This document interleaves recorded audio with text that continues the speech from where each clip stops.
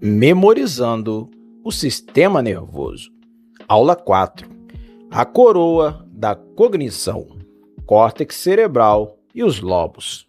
Seja bem-vindo de volta à nossa série de estudo focada na memorização do sistema nervoso. Sincronize a sua atenção ao ritmo da minha voz. Esqueça tempo lá fora.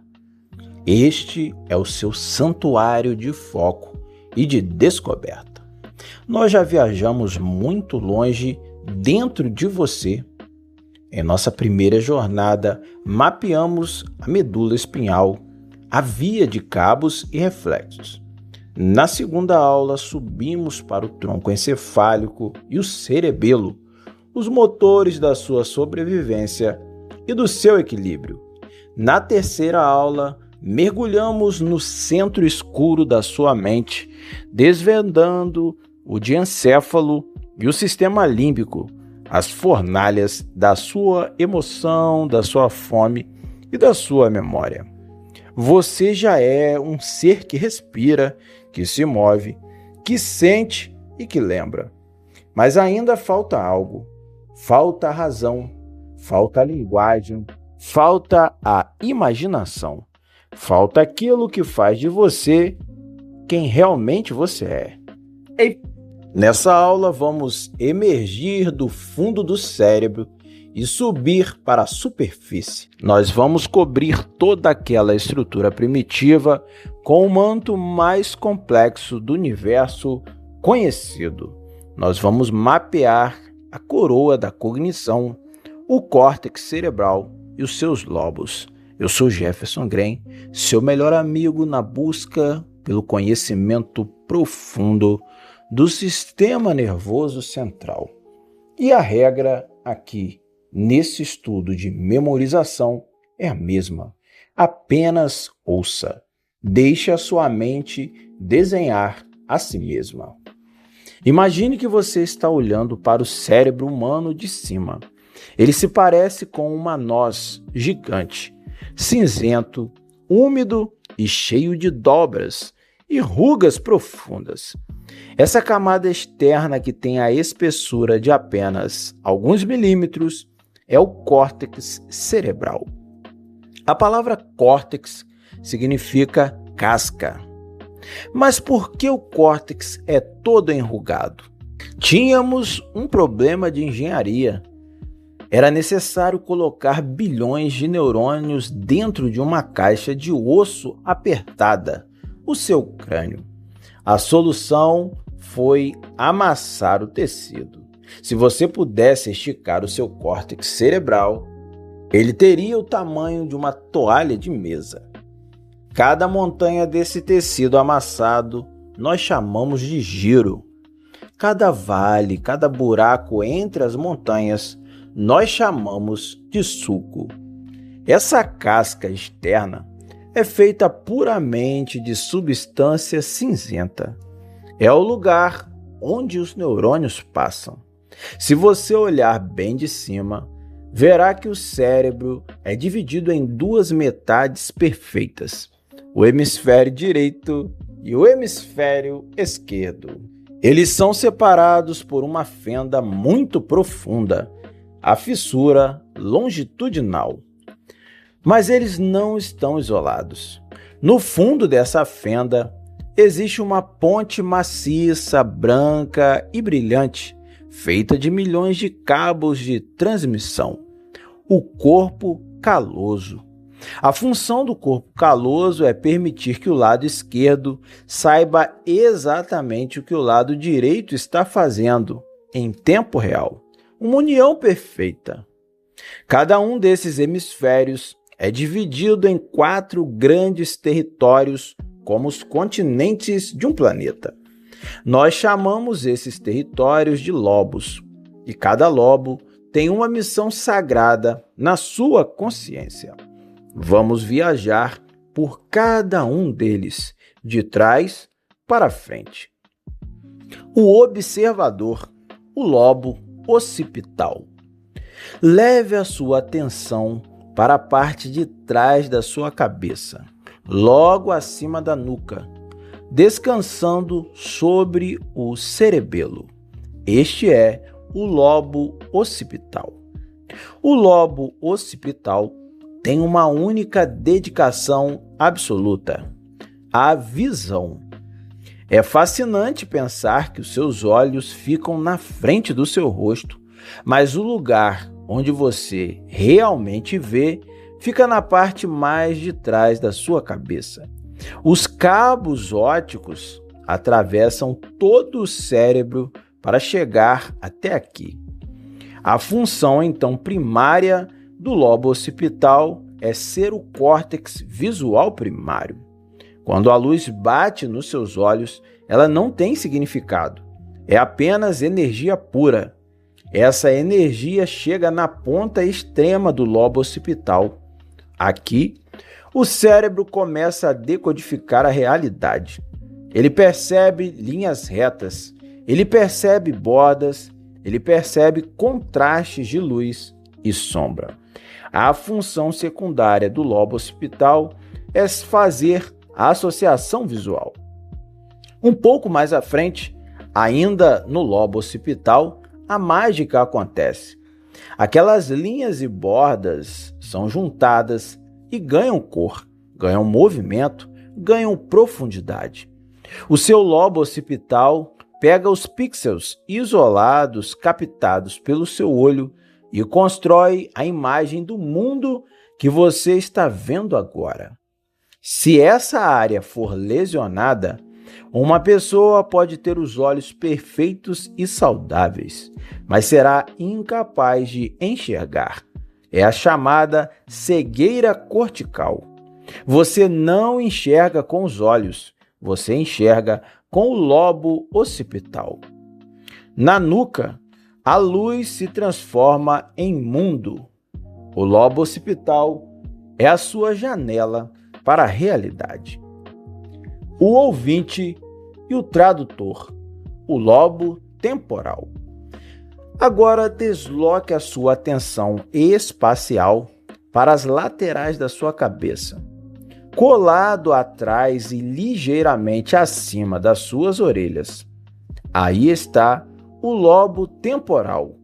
O nome temporal vem de têmporas.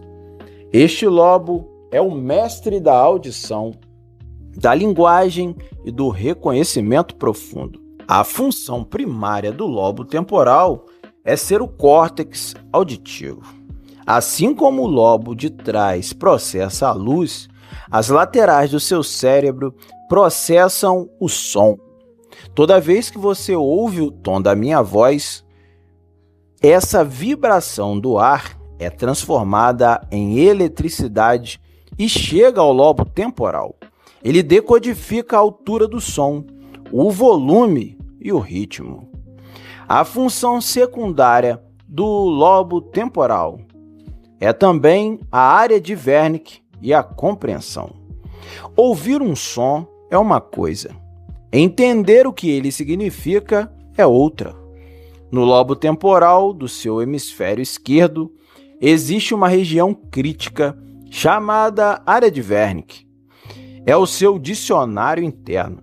É graças a essa área que os sons que saem da minha boca deixam de ser apenas ruídos e se transformam em ideias e conceitos dentro da sua mente. Ela processa o significado das palavras.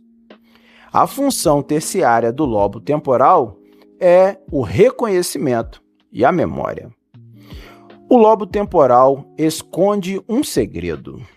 Lembra do hipocampo e da amígdala da aula anterior?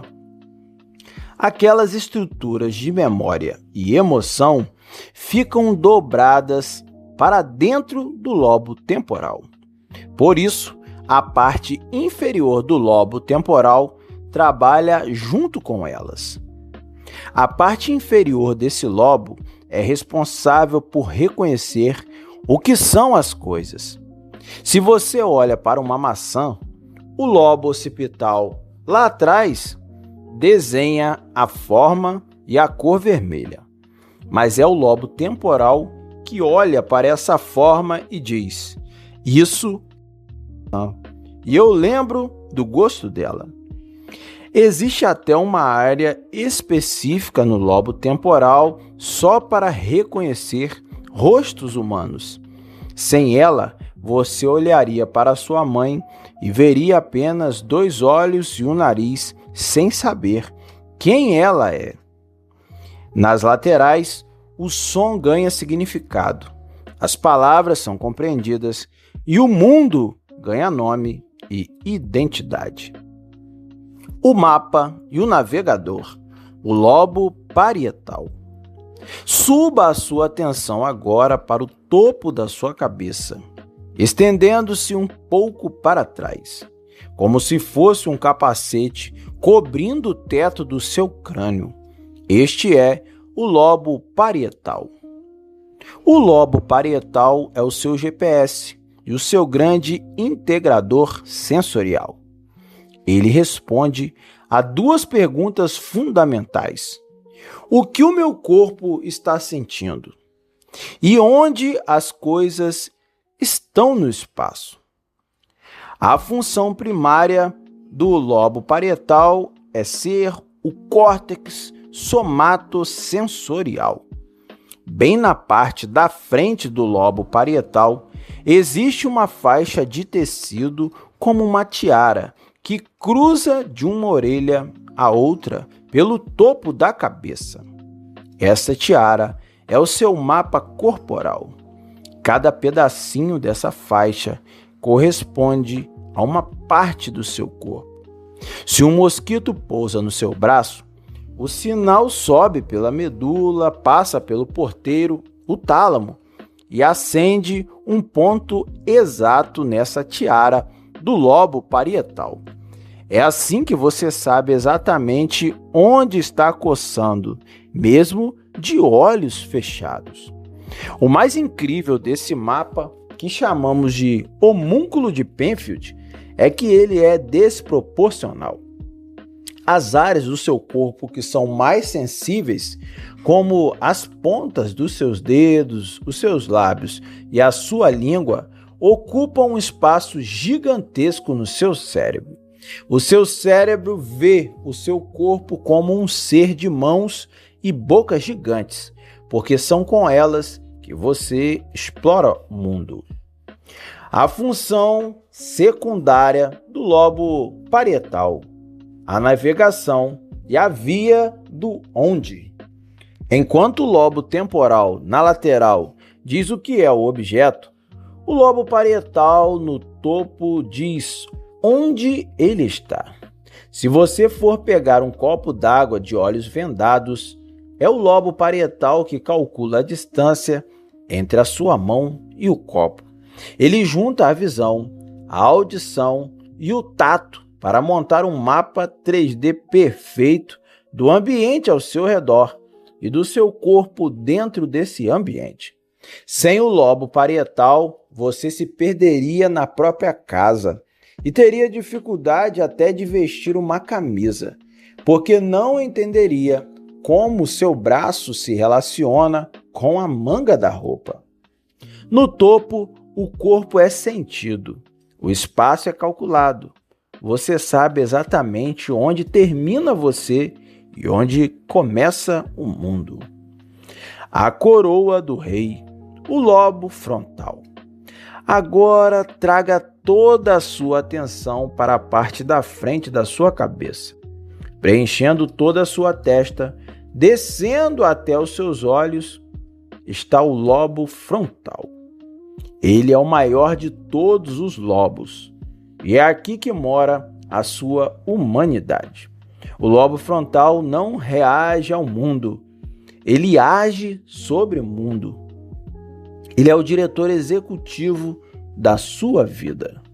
O lobo frontal é dividido em 3 grandes zonas: o córtex motor, a área de Broca e o córtex pré-frontal. O córtex motor, ação exata. Lado a lado com a tiara de sensibilidade do lobo parietal, fica uma outra tiara, mas já dentro do lobo frontal. é o córtex motor primário. Enquanto o parietal sente o toque, o motor ordena o movimento. Desta faixa de tecido nascem os cabos gigantescos que descem pela medula para contrair os seus músculos. Ele também tem o seu próprio mapa corporal. Quando você decide estalar os dedos, uma faísca elétrica dispara no exato milímetro dessa tiara correspondente à sua mão. A área de Broca e a área pré-motora, o planejamento. Logo à frente da tiara motora ficam as áreas que ensaiam o movimento antes dele acontecer. O seu corpo precisa de coordenação fluida. Aqui, no hemisfério esquerdo, reside a área de Broca. Lembra da área de Wernicke, lá no lobo temporal, que entende as palavras? A área de Broca é quem fala as palavras. É ela que desenha a coreografia exata dos seus lábios, língua e cordas vocais para você conseguir pronunciar uma frase sem gaguejar. Wernicke entende, Broca articula. O córtex pré-frontal, a consciência e o filtro. Bem atrás da sua testa. Esta é a região mais complexa, mais evoluída e a última a amadurecer do ser humano, geralmente só terminando de se formar por volta dos 25 anos de idade. O córtex pré-frontal é quem você é a sua personalidade. A função do córtex pré-frontal é o controle inibitório. Lembra da amígdala no sistema límbico gritando de medo ou raiva, exigindo uma reação impulsiva? O córtex pré-frontal é o adulto na sala.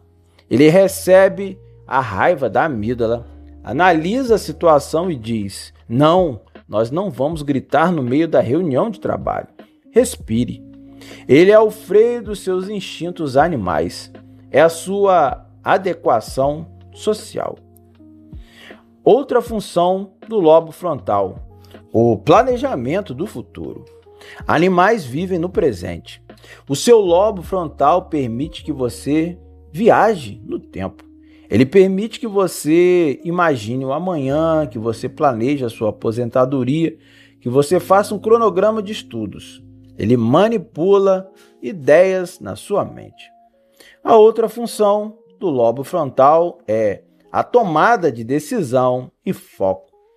É ele que está ativo agora, ignorando a vontade de olhar o celular para focar e memorizar as palavras que estou dizendo. Se uma pessoa sofre uma lesão grave no córtex pré-frontal, ela não fica cega, nem surda, nem paralisada, mas ela deixa de ser ela mesma. Ela perde a capacidade de medir consequências, ela se torna impulsiva, infantil, sem regras, sem planos. O hardware do cérebro fica intacto, mas o motorista desaparece. Nós percorremos a coroa do seu corpo. Sinta um mapa unido na sua cabeça. A luz entra e pinta o mundo na sua nuca, o lobo occipital. O som bate nas suas orelhas e ganha sentido nas laterais, lobo temporal. O seu corpo sente o toque e se localiza no espaço, no topo da sua cabeça, lobo parietal. E a sua testa planeja o futuro, controla os impulsos e ordena que você levante e tome uma atitude, lobo frontal. Toda a sua existência acontece nesse teatro de 4 palcos, toda a glória da cognição humana. Vamos repetir. A luz entra e pinta o mundo na sua nuca, o lobo occipital. O som bate nas suas orelhas e ganha sentido nas laterais, no lobo temporal. O seu corpo sente o toque e se localiza no espaço, no topo da sua cabeça, lobo parietal. E a sua testa planeja o futuro, controla os impulsos e ordena que você levante e tome uma atitude. É o lobo frontal. Mas essa central de comando poderosa, protegida pela caixa do crânio, é inútil se estiver isolada. O cérebro e a medula sozinhos são prisioneiros no escuro. Eles precisam tocar o mundo, eles precisam alcançar a ponta do seu dedo mindinho, eles precisam chegar até a parede do seu intestino.